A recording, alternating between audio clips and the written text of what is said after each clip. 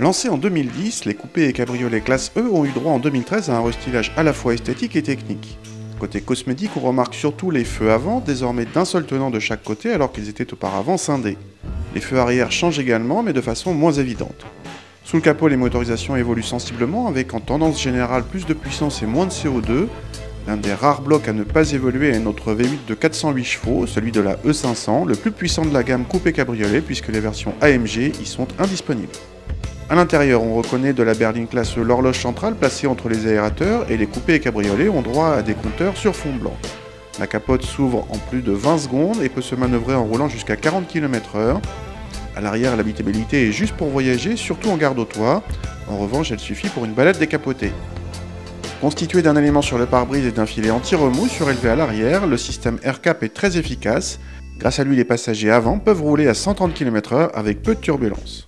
Dès le démarrage, le V8 signale sa présence d'un grognement grave agréable. Quel que soit le régime, sa sonorité est un régal mais n'est pas trop présente. Gavet de couple lui permet à ce cabriolet de relancer très facilement quelle que soit la vitesse. Pensez à surveiller le compteur. La boîte auto à 7 rapports n'est pas très rapide mais douce. Côté châssis, malgré des suspensions pilotées et un mode sport disponible, la voiture privilégie clairement le confort, même si elle n'est pas ridicule sur petite route. Simplement, elle n'est pas sportive, malgré un train arrière particulièrement mobile sur le mouillé. Si vous ne prenez pas ce cabriolet E500 pour une sportive, vous ne pourrez que l'aimer.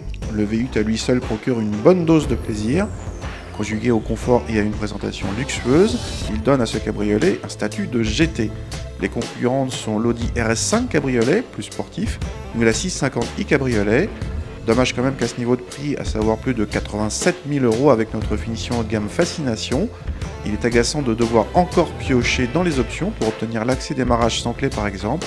Une Clio à 15 000 € le propose en série.